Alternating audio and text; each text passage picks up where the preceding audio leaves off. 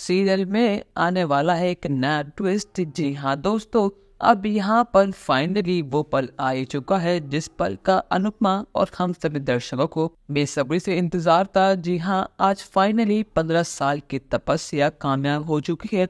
अनुपमा को अपनी बेटी मिल चुकी है, पर लेकिन यहाँ पर आद्या की आंखों के सामने तो अभी भी गलतफहमी का चश्मा चढ़ा हुआ है। उसको लगता है कि उसकी मम्मी ने उसको धोखा दिया।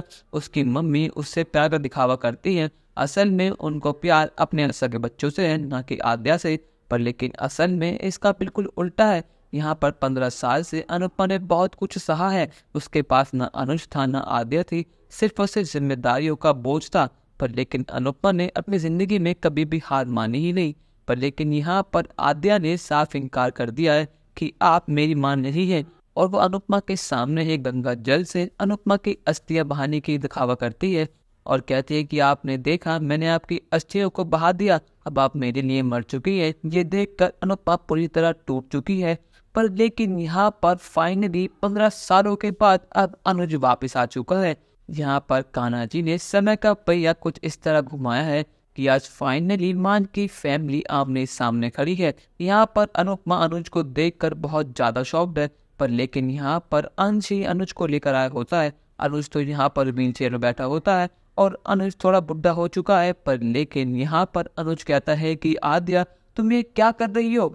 यहाँ पर आद्या जैसे ही अपने पॉप्स को इस हाल में देखती है तो वो अपने कदम उनके तरफ बढ़ाती है। पर लेकिन उसका गुस्सा उसके कदम रोक लेता है और आद्या बहुत गुस्से में कहते हैं कि पॉप्स, आप इसी लायक हैं। आप दोनों अलग हुए आपकी वजह से, क्योंकि आप दोनों सिर्फ प्यार करते एक दूसरे से, ना कि मुझसे। अनुज कहता है कि आद्या, मेरी बात सुनो, तुम्हारी मम्मी ने इन 15 सालों में बहुत कुछ सहा है और मुझे पूरा यकीन है कि अनुपमा तुम्हें कभी भी जेल नहीं भेजती। ये सिर्फ तुम्हारी गलतफहमी है। पर लेकिन अब समय आ चुका है कि तुम अपनी गलतफहमी को दूर करो और हमारी बात को समझो।